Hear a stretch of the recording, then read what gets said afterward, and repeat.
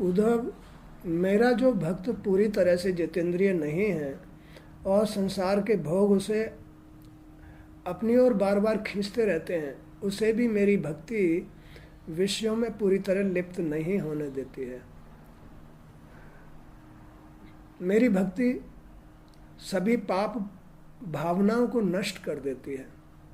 मेरी प्रेममयी भक्ति के सामने योग साधना, ज्ञान, विज्ञान, कर्मकांड, धर्मानुसार, जब तक पाठ पूछा, सब व्यर्थ है। संसार है, इस संसार के अंदर ये जो शरीर है, जो संसार है, इसकी जो जड़ है वो वासनाएं हैं, इच्छाएं हैं। इसकी जड़ विषैली है। शरीर की जो जड़ है वो विषैली है। ये विष तो अपना कार्य करेंगी। वैसा ही पेड़ की जड़ होती है, जैसी जड़ होती है वैसा ही ऊपर फल फूल लगते हैं। अब जड़ में ही अगर विष है तो जड़ का विष तो फलों तक भी पहुंचेगा, फल भी विषैले हो जाएंगे। तो जो भक्ति है वही इस वृक्ष की जड़ों के विष को खत्म करती है, जड़ों को काट देती है भक्ति। मैं संतों का प्रियतम आत्मा हूँ। मैं अनन्य श्रद्धा और अनन्य भक्ति के से ही पकड़ में आता हूँ। मैं संतों का मतलब जो सच्चाई के साथ जीते हैं, भाव भक्ति के साथ जीते हैं, उनका आत्मा हूँ, उनका प्रियतम हूँ। मैं अनन्य श्रद्धा और अनन्य भक्ति से ही पकड़ में आता हूँ। अनन्य श्रद्धा से और भक्ति, मैं अनन्य श्रद्धा और भक्ति से ही पकड़ में आता हूँ और मुझे कोई भी उपाय नहीं पकड़ सकता। न ज्ञान, न विज्ञान, न कर्मकांड, न धर्मानुसार या जप तप, कुछ भी मुझे नहीं पकड़ सकता। केवल श्रद्धा और भक्ति ही मुझे पकड़ सकती है। ध्यानु भगत, रात में ध्यानु भगत का वो वीडियो देख रहा था, तो ध्यानु भगत में माँ के प्रति कितनी अटूट श्रद्धा थी, कितनी भाव भक्ति थी ध्यानु के अंदर। तो माँ का अर्थ भी वही परमात्मा है। तू ही ब्रह्म, तू ही शक्ति, तू ही शक्ति, तू ही ब्रह्म। तो प्रकृति और परमात्मा में कोई अंतर नहीं होता, एक ही होता है। माँ दुर्गा और भगवान शिव एक ही चीज है। तो कहने का तात्पर्य यह है कि आदमी के अंदर भगवान के प्रति श्रद्धा होनी चाहिए और उनकी भक्ति होनी चाहिए, बस। चाहे कुछ करो या मत करो, दान करो या मत करो, तीर्थ करो या मत करो, हवन करो या मत करो, कुछ भी करो या मत करो, जाप करो या मत करो, तुम्हारे मन में उनके प्रति अटूट श्रद्धा होनी चाहिए, भक्ति होनी चाहिए। वो सहज में ही पकड़ में आ जाएंगे, तुम्हारे अंदर, तुम्हारे हृदय पर आकर के विराजमान हो जाएंगे। मैं अनन्य श्रद्धा और अनन्य भक्ति से ही पकड़ में आता हूँ। मुझे पाने का एकमात्र उपाय मेरी अनन्य भक्ति है। जन्म से चांडाल भी मेरा भक्त मुझे प्रिय है। मेरी भक्ति में मतवाला होकर जो अपनी शुद्ध बुद्ध भूल जाता है, जैसे मीरा है ना, वो भगवान के नाम में मतवाली थी, है? उनको मिले। प्रहलाद था, ध्रुव था, वो बालावस्था में ही उन्हें पाने के लिए सब कुछ त्याग दिया उसने, जल भी, खाना भी, सब कुछ। भगवान मिले उसको। तो मेरी भक्ति में मतवाला होकर जो अपनी शुद्ध बुद्ध भूल जाता है, वह अपने को ही नहीं पूरे संसार को पवित्र कर देता है। पूरे संसार को। उसकी जड़ भी, जो विषैली जड़ हैं, वो भी अमृतमय हो जाती हैं। जैसे आग में तपकर सोना शुद्ध हो जाता है, वैसे ही मेरे भक्ति योग में तपकर आत्मा कर्म वासनाओं से मुक्त होकर मुझको ही प्राप्त होता है, क्योंकि मैं ही उसका वास्तविक स्वरूप हूँ। मैं ही उसका वास्तविक स्वरूप हूँ। इसमें से अगर वासनाओं की जड़ जो विषैली हैं वो खत्म हो जाएं, तो ये शेष शरीर क्या रह जाएगा? भगवान का स्वरूप रह जाएगा। ये है असली बात। तो मेरी लीला कथाओं का श्रवण कीर्तन करने से चित्त का महल धुल जाता है। मेरी लीला कथाओं का श्रवण कीर्तन करने से, भागवत सुनने से, कीर्तन करने से उसके चित्त का महल, चित्त कहाँ है? क्या है? जी का महल धुल जाता है।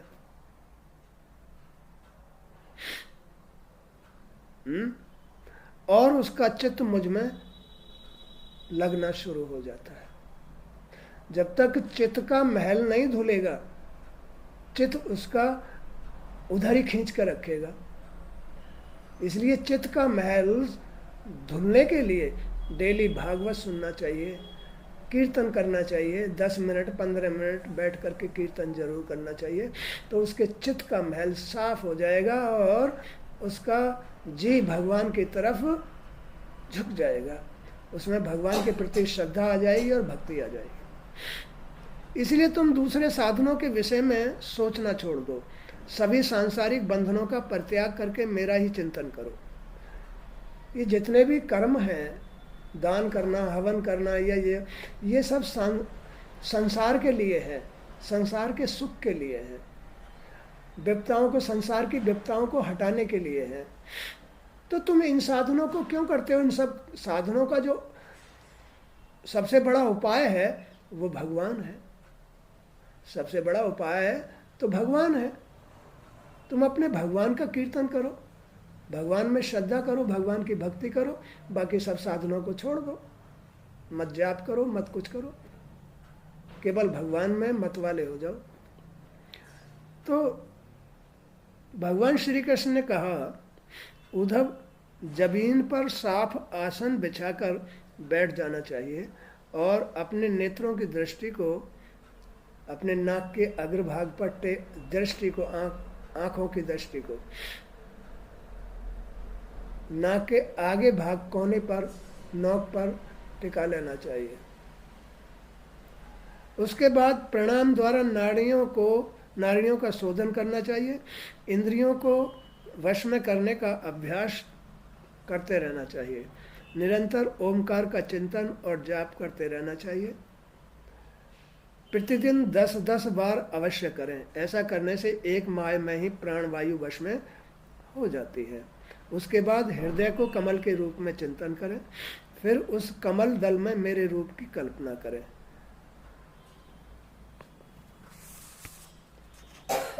चित्त मेरे स्वरूप पर स्थिर हो जाता है। जब चित्त मेरे स्वरूप पर स्थिर हो जाए, तब सब कुछ भूलकर मेरी लीला कथाओं को स्मरण करते हुए मेरी स्तुति करें। जो योगी इस प्रकार तीव्र ध्यान योग से मुझ में ही चिंतन करता है, वह अपने सभी सांसारिक कर्मों से निवृत्त होकर मुझ में समा जाता है। ऐसा है खेल। इस शरीर को पवित्र, इसकी विषैली जड़ों को काटने का उपाय। प्राणायाम जरूर करना चाहिए, श्रद्धा और भक्ति बनाए रखना चाहिए। अपने चित्त को साफ करने के लिए भगवान का भजन सुनना चाहिए, कीर्तन सुनना चाहिए, भागवत सुननी चाहिए, तो उसका चित्त का महल धुल जाता है। तो फिर जी में भगवान के प्रति श्रद्धा भक्ति आ जाती है। वो श्रद्धा भक्ति ही उसके पापों को नष्ट करती है। भगवान उसके पापों को नष्ट कर देते हैं।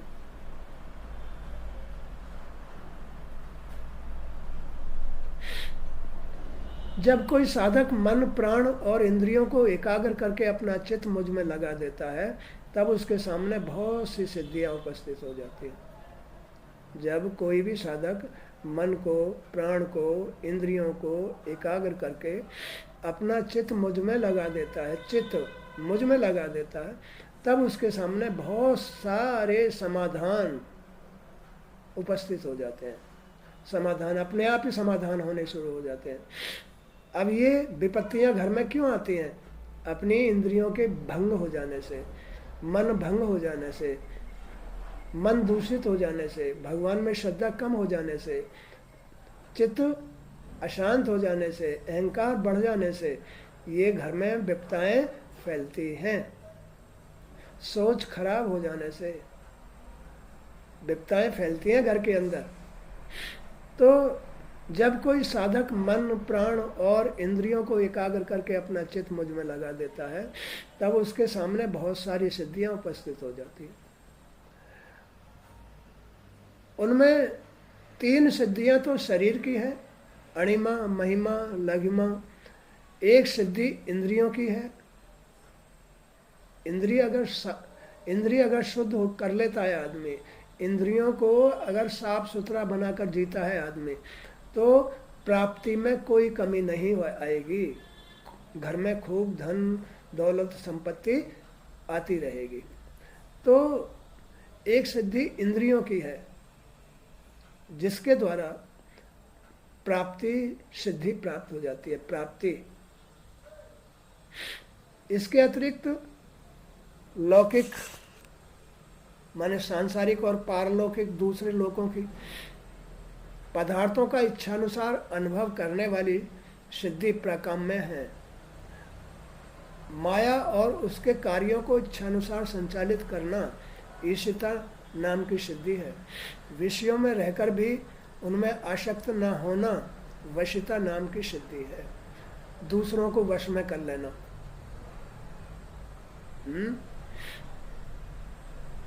और काम वाशिता नाम की वह सिद्धि है जिसके द्वारा उस सुख की सीमा तक पहुंचा जा सकता है जिसकी कामना की जाती है। उद्धव, ये उपर्युक्त 8 सिद्धियां स्वभाव से ही मुझ में निवास करती हैं, भगवान में निवास करती हैं। जो भगवान को पा लेता है, ये 8 सिद्धियां उसको स्वतः ही प्राप्त हो जाती हैं। जब भगवान को ही उसने भाव से, भक्ति से प्राप्त कर लिया, श्रद्धा से और भक्ति से जिसने भगवान को पा लिया, उसको 8 सिद्धियां ये तो अपने आप ही प्राप्त हो जाती है।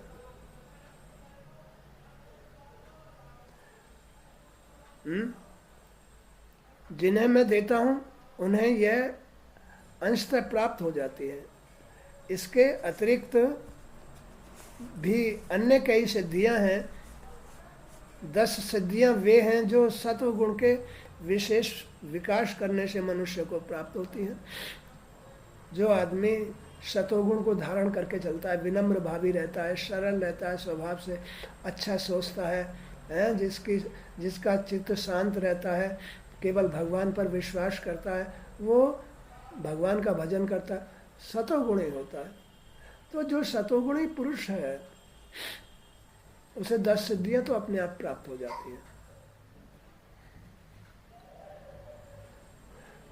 अरे कैसे निकल के आगे नीचे, चलो नीचे बैठो वहीं।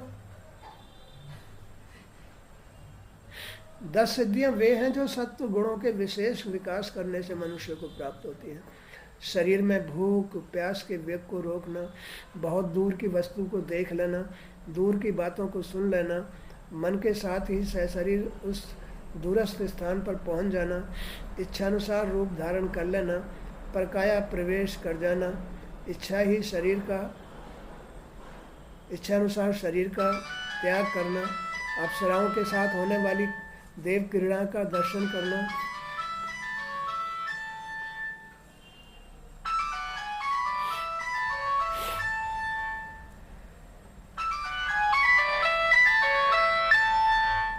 तो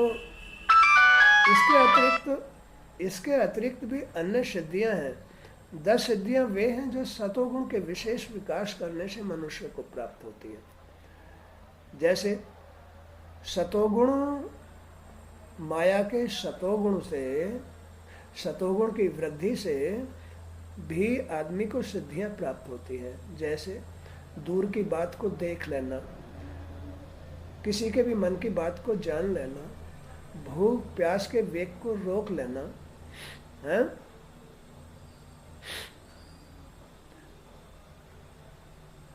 तो शरीर में भूख प्यास के वेग को रोकना, बहुत दूर की वस्तु को देख लेना, दूर की बातों को सुन लेना, मन के साथ ही शरीर उस दूरस्थ स्थान पर पहुंच जाना, इच्छानुसार रूप धारण कर लेना, परकाया प्रवेश कर जाना, इच्छानुसार ही शरीर का त्याग करना, अप्सराओं के साथ होने वाली देव क्रीड़ा का दर्शन करना, है?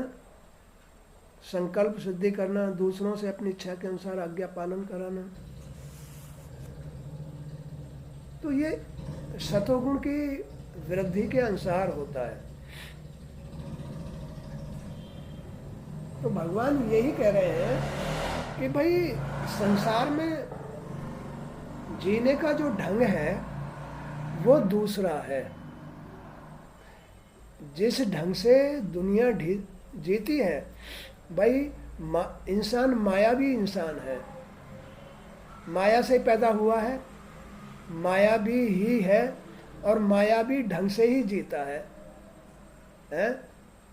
मायावी ढंग से जीता है। लेकिन संसार में सुख पाने का ये मायावी ढंग नहीं है। आनंद लेने का ढंग तो भगवान की भक्ति है, भगवान में श्रद्धा है ना, जिससे आदमी को कितने ही प्रकार के समाधान उपाय हाथ लग जाते हैं, जो अपना भी भला करता है और दूसरों का भी कर देता है। तो इस तरह से मनुष्य को भगवान में श्रद्धा रख के भक्ति के साथ विश्वास के साथ जीना चाहिए और कभी भी इससे विमुख नहीं होना चाहिए। उसे अनेक प्रकार के उपाय हाथ लग जाएंगे। 8 सिद्धियां तो भगवान में ही होती है, भगवान को प्राप्त करते ही 8 सिद्धियां तो उसके पास वैसे ही आ जाती हैं। और 10 सिद्धियां जो आदमी भगवान में श्रद्धा और भक्ति रखता है वो शतोगुणी ही होता है, और शतोगुण की वृद्धि करने से उसे 10 सिद्धियां और प्राप्त हो जाती है, समाधान और प्राप्त हो जाते हैं। तो ये इस तरह से जीवन आनंद के साथ जिया जा सकता है।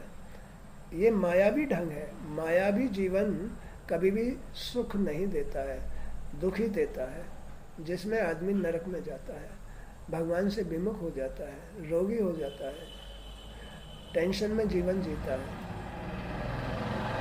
इस तरह से भगवान की शरण में रहना चाहिए, उसका कीर्तन सुनना चाहिए, भागवत सुननी चाहिए, जिससे आदमी का मन साफ रहे, चित्त साफ रहे और भगवान में श्रद्धा और भक्ति बनी रहे, तुम्हारे समाधान होते रहे। सच्चे दरबार की जय हो। आज का सत्संग यहीं तक। हे प्रभु आपकी जय हो। प्रणाम स्वीकार करो।